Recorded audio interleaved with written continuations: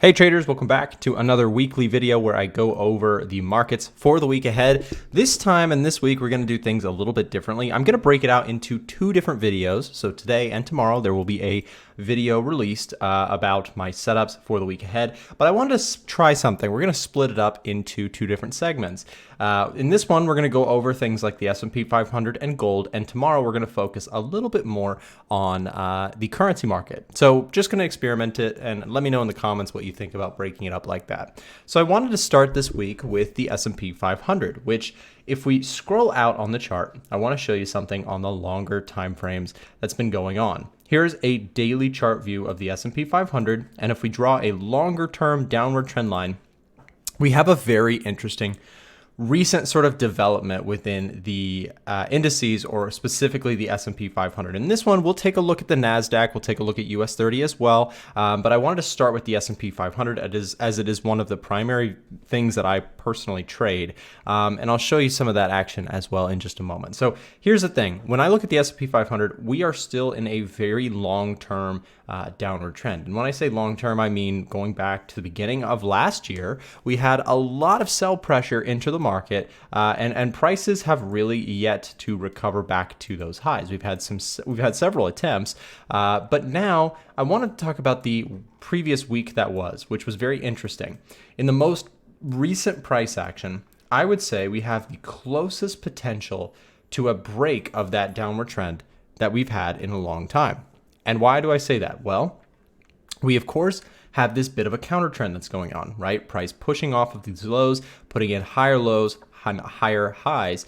And now this past week, we actually saw price come yet again to that trend line that's been so respected by bears, bounce off of it. But instead of just a quick dump and continuation like we've seen in previous times, this time around, we're seeing something interesting. If we zoom in here, we take a look at the 4-hour price action chart, you can actually see that price came down to a key level of support.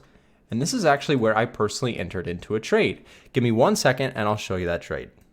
Okay, so I've navigated over to my Webull account, which is where I place my equities and my indices trades. So I'm long S&P 500 through SPY, and you can see I'm floating a nice little profit there to end the week. Now, why did I take this trade and why am I still involved in it? Well, let's go look a little bit closer at the price action chart and I'll go over why. So price comes down into this level of support, and this level in my mind was, okay, if buyers are going to hold anything together here, it's got to be at this point. This was the line in the sand level, if you will, and price did deliver. It really held. And so going into this next week, what I think will be very interesting to watch out for the S&P 500 is I think we have a good shot at retesting the previous high here at 4,000. Now, I called this trade outside or inside of my VIP Discord channel, and my thought process with this that I've said to or that I've clarified to members is, okay, stop loss was below the lows, right? We're in the trade. If price is able to get back to that 4,000 mark, I will probably look to trail that stop loss and reduce my risk on the trade. But from there, what I'm very much interested in is to not only see that, but to see if I can actually break out to the upside. And if I can break to the upside, right, that's where we're going to look for a serious breakout move, as I think going off of that longer term trend line, we may actually have a serious breakout that could lead to some nice flush moves to the upside. So that's personally what I'm looking for on the S&P 500 going into this week. Now let's move on to another chart that of course is of interest, which is going to be the NASDAQ 100. A lot of you indices traders love your NASDAQ, and I want to show you something kind of interesting about this. If I navigate over to the Edge Finder here, we can actually pull up under the indices. We have NASDAQ 100. Now, please bear with me. We are currently undergoing some serious maintenance on the Edge Finder. The entire look of the thing is changing. In fact, this page is an example of one that is unfinished, but let me show you what the new versions look like. Here's, for example, AUD USD. I think it looks quite nice. We're going page by page and altering all these things to make sure everything looks right and is correct. So bear with us if you already have the Edge Finder. We are going under some maintenance this weekend and into next week.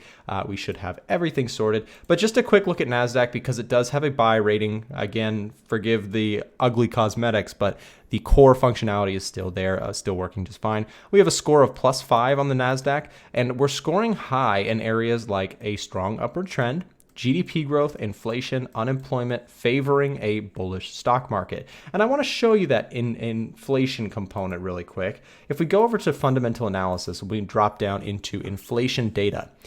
Notice something very interesting. When we hover over to the US dollar and we narrow in our focus here a little bit, notice that the blue line here representing US inflation is on the decline. Why is that good for stocks? Well, inflation is very, very painful for economies because inflation makes it harder for buyers to spend money. And of course, consumer spending can drop, unemployment can rise as companies get hurt. That sort of stuff is bad for the stock market. But when it's on the decline and the markets are saying, hey, you know what? This might actually give way to stocks to actually catch a bit of a rise. It makes it especially interesting for stocks like or indices like the NASDAQ, which are comprised of many tech stocks that do have lots of debt. They are very much, in the balance of interest rates and that sort of thing. So when we see a little bit of a relief rally here, my thought process on the NASDAQ is I'm looking to get long, and I'm not trying to call a top on this. Many traders are going to say, hey, you know what? This thing is, run its course. It needs to come back. I'm not going to say that sort of stuff. What I'm going to say is the opposite. I'm going to say, hey, it started a good run here, and I'm going to see how long that run lasts. Now, I don't have NASDAQ as a trade. I do have it as a longer term position right now, but I don't want to go over that because it is a much smaller and longer term position. Though, just to show you that I have it, give me 1 second. Okay, let me drag my Weeble over so you can see it. Here is my QQQ position, which is the NASDAQ. Again, a much smaller position than my active trade on the S&P 500. My NASDAQ position is a bit longer term, picked it up in this area here recently, and still looking pretty solid over there. So we're up $600 on that trade. So just to show you that I do have the trade, I don't want to, make a claim and not show it. I always show you guys live accounts. It's just part of my personal goals with my channel is always to stay transparent and show you guys real stuff.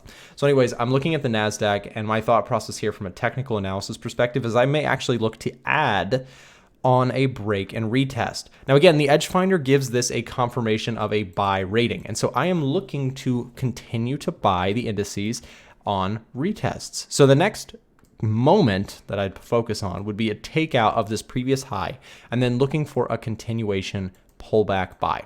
Hopefully that makes sense. I know it's relatively simple, but I am bullish on the indices until proven otherwise. I will be looking to hold on to my long positions. Now, let's go back to the Edge Finder and see if we can find anything else on that watch list page. And again, the watch list page is also under some maintenance. The functionality is just fine for those of you who use the Edge Finder, but I'm trying to sort out all the coloring and stuff like that, which is actually a much harder job than I expected, but we're getting there, and the dark version of the Edge Finder is well on its way. So for those of you who use the Edge Finder, make sure to just be patient with me, and we'll get those things sorted out. We've got the team working on it. Next couple days. Also, by the way, guys, if you do want access to the Edge Finder, you can get it using the link down below in the description. Punch in the promo code YTVIP, and you'll get access to the Edge Finder. You can play around with this. It is a one-time purchase product, so you don't have to spend monthly fees on this sort of thing. We just continue to offer it as a one-time purchase. It's easier on our end, and it's a better deal for people who are long-term planning to be trading. It's an excellent value, price, just to all-in one-time price is how we've kind of structured the whole thing. I understand, yes, we could probably make more if we just put everybody on payment plans and like a monthly payment thing forever, but for us, it's like if you're a serious trader, you know the value of something like this. You get it one time, you have access to it, and you don't have to just keep paying fees forever. So anyways, let's keep going. I want to show you guys more on the indices side. We have NAS100, GER30. A quick look at the DAX might be of interest. So let's do this, GER30. And GER30, interestingly to note, has been really very much stronger than the S&P 500 as of recently. Here's a daily chart, and you can actually see this thing is exploding back and nearing the previous highs. So the US stock market, of course, has been rebounding a little bit, but other places seem to be doing even better. Take a look at UK100, and this is a common thing amongst stock market participants that are noticing that, the indices, a lot of emerging markets or non-US stock markets are doing fantastic. We could even take a look at things like India and I believe the Chinese stock market has also been doing incredible. So an interesting thing to kind of compare notes. But looking at GER30, it does have a buy bias on the edge finder, and I want to show you guys something. I have been bullish on this thing, but not actually something I can trade, unfortunately, on my Webull account or on my US regulated forex broker. I can't do that. So this is just something I've kind of been watching on the sidelines, but the DAX looks very good. And overall, if it pulls back, in my opinion, this is a clear buy until proven otherwise. This is my opinion, of course, as always with everything I'm sharing. I'm not telling you what to do with your account. But if I look left, this is an area where, okay, you have a lot of resistance that broke out clean right here. If price were to come back into that area, continuation buys are sort of that's an all-day sort of trade for me in my style of trading. I'd be looking for that pullback. 50% looks beautiful. Confirmation from the edge finder, as we discussed, showing up high on the list. Those things look pretty good. So there you go. There's some indices stuff there so far. I'd like to keep going and see if we can find one other thing. I want to take a look at the Dow, which the Dow US30 has actually surprisingly sort of underperformed the other two. Notice how when we look at the S&P 500 in reference, the S&P 500 pulled back to support and found a lot of strength there. The NAS100 pulled back to support, found a lot of strength there. US30 dipped harder than the other two on, I believe it was some less than appealing earnings. And if you want to get really technical, I believe the NASDAQ also highly benefited from Netflix doing quite well with their earnings report, outperforming there. So despite that, the US30 looking the least attractive in the list of for me. Price coming down into support and just completely not holding it, right? Even retesting that area. So will be interesting to see on Monday if the Dow can find a little bit of find its foot again. It's started pretty well, just retest a lot deeper than I thought it would. But I don't have any current positions on the Dow Jones or the US30. So that's kind of where I'm at. Guys, remember, you can get access to all of the trade alerts from myself and my team using the link down below in the description. Real trades, no nonsense, no fake accounts, no demo accounts, no even funded accounts. We trade real money all the time within the group. And if that's something you're interested in joining, I invite you to join us for the week ahead. It should be a great one. Get set up, get into the educational portal before the week starts. And I hope to see some of you guys in there. Thank you guys for watching. And tomorrow we will be doing currencies. And we ran out of time, so we'll be looking at gold as well. So stay tuned for that.